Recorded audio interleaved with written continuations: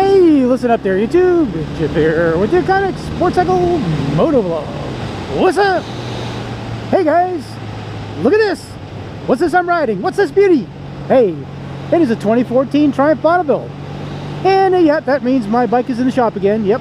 I cracked one of my intake manifolds, got a little vacuum leak going on there, so that means I had to head over to Eaglerider Orlando and rent a motorcycle. Starting to be a regular routine for me. But hey, tried something a little different this time. Wanted to go with something, well, not so cruiserous, you know, something a little bit more basic. Last time I rented the Harley Davidson Road Glide. It's quite a machine, but this time I wanted something a little bit more simple and fun. And so, hey, why not the Triumph Bonneville? How much more simple and fun can you get? Now, there are a lot of things that, you know, the little bit of time I've spent riding this that I can tell you that I really like about it.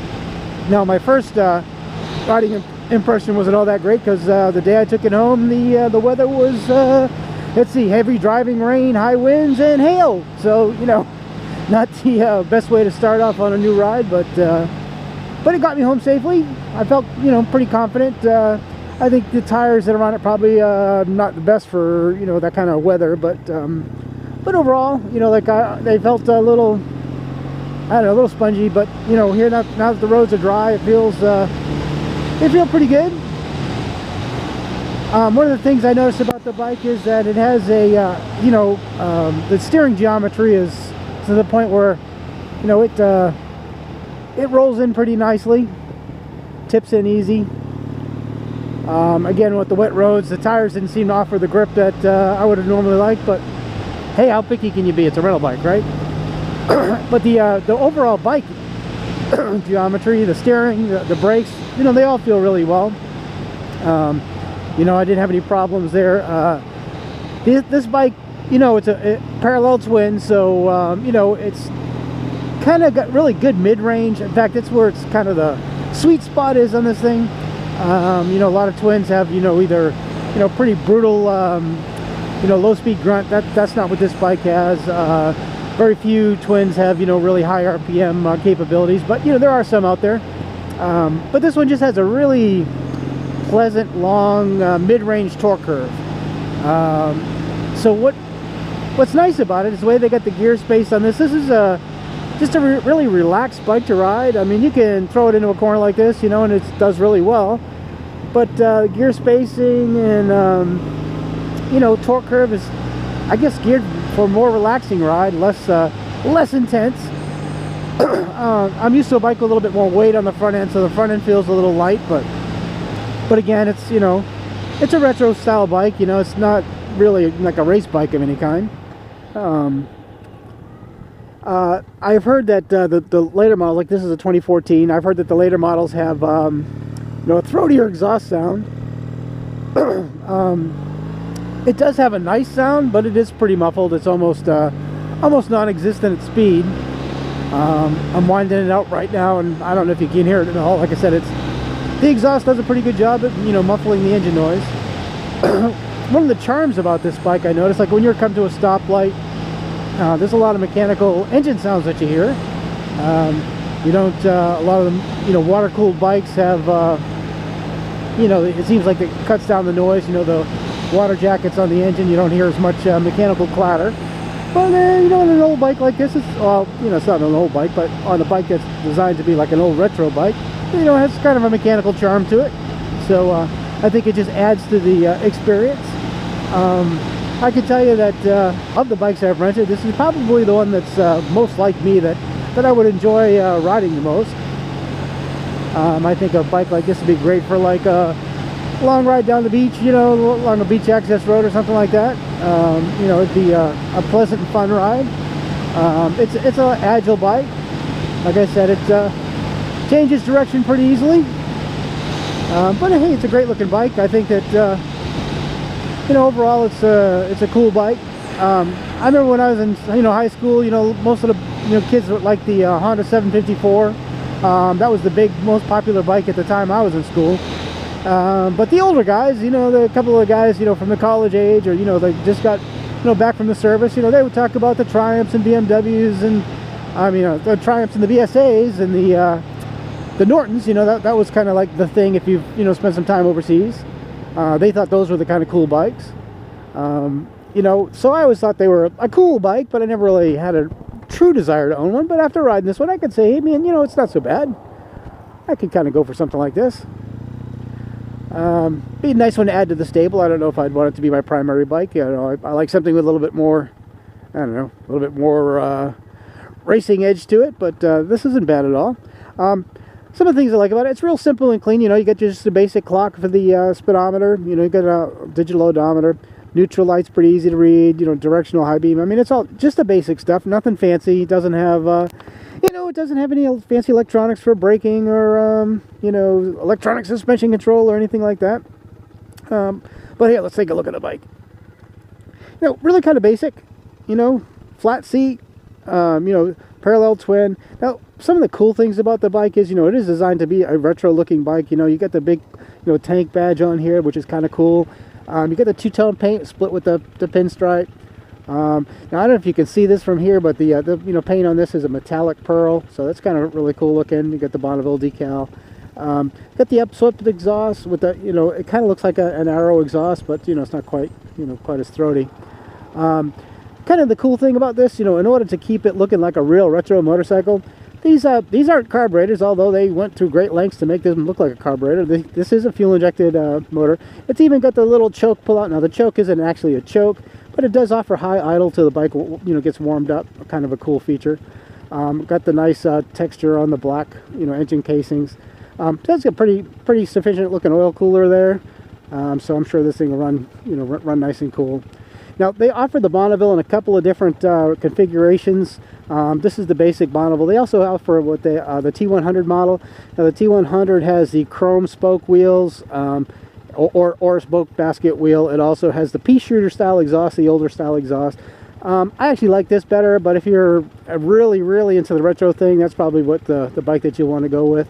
The other options that they have is the Thruxton, which is their cafe racer, which is really cool. You know, it's got the little cowl on the seat and the, you know, low handlebars and everything. I always did like the Thruxton because it is a really cool looking cafe racer. Got the old school taillights, kind of like that. You know, it's got the typical British looking engine with the, you know, the triangular shaped cover on the side, which is really nice. So it has that real retro look to it. Again, it looks retro, but it's really modern. It's fuel injected. It's comfortable.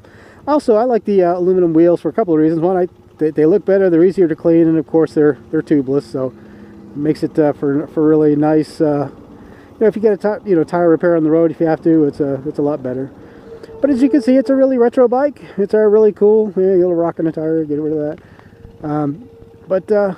Yeah, I'm enjoying it. You know, like I said, my first ride on it wasn't so great because of, you know, weather conditions. But now that, you know, on my way to work this morning, I think the weathers are going to be a little bit nicer. I'll probably be able to enjoy the ride more. Another kind of cool feature on this is, you know, get this plastic cap for your oil. You know, I mean, for the brake reservoir. It's got a little clear spot in there. You can really see quite easily the brake fluid level and condition, and the mirrors on this are really good. I mean, it gives you good vision behind. You know, they come up out and high, so kind of gets around your shoulders, so elbows, so you know, get a good look at what's going on behind you. Kind of nice when you're commuting into Orlando traffic. But so there's a lot of nice things to say about the bike.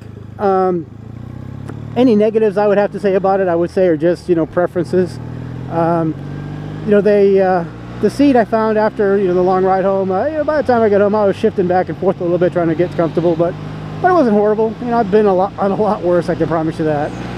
And again, as you can see, the torque curve of the engine, the gear spacing, you know, a relaxed ride on this is, I mean, it's just, you know, relaxing. Is, you know, you get the, you know, sit up seating position here. You know, you get the mid controls. So it's, you know, it's just a really comfortable riding position. Again, like I said, the steering geometry is such that, you know, it's, I mean, you know, cornering is just, you know, just give it a little push there and it just goes nicely. Look at that, you know, just a little push. So it's really easy to ride. You know, as far as beginners go, you know, it's got like I think it was a 29-inch seat height, which, you know, isn't really a low seat height. You know, so if you're, you know, got a short inseam, you know, may not be the perfect bike for you. But if you're, you know, if you can reach the ground, you can flat foot it, I'd say that this is, you know, this would be a nice, you know, starter bike for somebody. You know, it's got quite a bit of torque, so you know, it will accelerate briskly.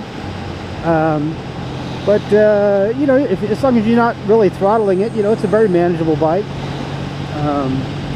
So what, am I going to say anything bad about it? You know, again, anything I say that would be a negative, I think would just be a, you know, a preference. You know, like I said, I'm used to close ratio 6-speed because that's what I'm used to. That's what I like. I like the acceleration and deceleration. Now, one of the things you'd think with a twin, you know, this would have a really good engine braking.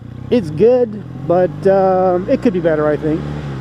You know, when you're coming into a corner, you know, sometimes I find myself downshifting when, you know, some of the bike, like for instance, the Yosung will roll off throttle and the engine braking will pull you down. But as you can see, I'm, you know, just let off throttle there, and you know, it doesn't. I mean, it slows, but yeah, it's kind of slow to pull down with engine braking. But I gotta say, you know, for an old school chassis with, you know, dual shocks in the back and, you know, nothing fancy going on, I mean, it handles, you know, quite nicely. You know, I mean, if you want, you know, razor sharp performance on a Triumph, you know, your best bet is to go with the Daytona 675, something like that. You know, something with a little bit more sporty suspension, and add the R with the Olands and the Brembos, you know. But for just, you know, basic transportation, just like a commuter, man, I don't think you could do, you know, a whole lot better than this one. Again, I don't know if you can hear the exhaust on it, you know, especially at the lower RPMs. You know, it has a nice little throaty sound to it. It's just, you know, pretty muffled. It's, you know, I would imagine, you know, throw a set of arrow pipes on a bike like this, you know, probably wake it up a little bit and give it a little bit more tone.